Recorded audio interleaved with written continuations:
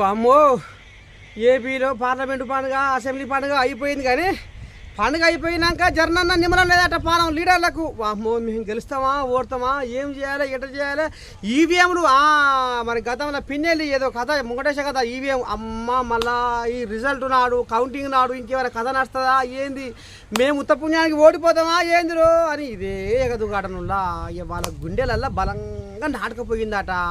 పుసుకుని ఏమైనా అవుతుందో ఏమైనా అవుతుందో అని ఇక మరి గా పిగరు ఏడికి దారి తీస్తుందంటే బీజేపీ నేత ఏదో బాంబు పేల్చిందట. ఏం కథ ఏంది ఏం కథ ఇందాం పని హబ్బరకొండ ఒకటి ఆడు నీయబట్ట ఉంది కుంపటి అన్నట్టు నీ దండం పెట్టి ఏపీల రాజకీయ నాయకులు ఎటువా జూన్ 4 ఎక్కడవా జూన్ 4 ఏమవుతుంది మా బతుకు ఎట్లయితుంది మా బతుకు. ఓ అమ్మ అరిల్ల పుణ్యకాలం అయిపోయింది మా బతుకు. జూన్ 4 నాడు మేము ఎక్కడ ఉండాలో ఎట్ట చేయాలో గుండెపోటు వస్తుందో వామ్మో మాకు నిద్ర పడతలేదు. ఇదే కథ నడుస్తున్నాడు.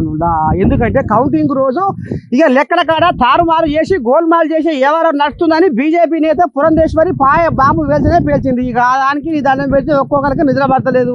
ఇక ఇటు వైసీపీ పోలు అటు టీడీపీ పోలు పవన్ కళ్యాణ్ జనసేన మొత్తం గుంపు కూడి మొత్తం ఇక కౌంటింగ్ కాడ మొత్తం బందోబస్తు ఉండాలి ఏదో జరుగుతుంది కథ అని అన్ని పార్టీలు సభ పెట్టుకుంటున్నారట. మరి ఎట్టవుతుందో ఏ కథ జూన్ 4 కోసం ఎదురు చూస్తా ఉన్నారట. ఏడుకుంటారు ఏం కన్నా ఎదురు చూసినాక మరి ఎట్లయితుందో ఏం పోదప్పా.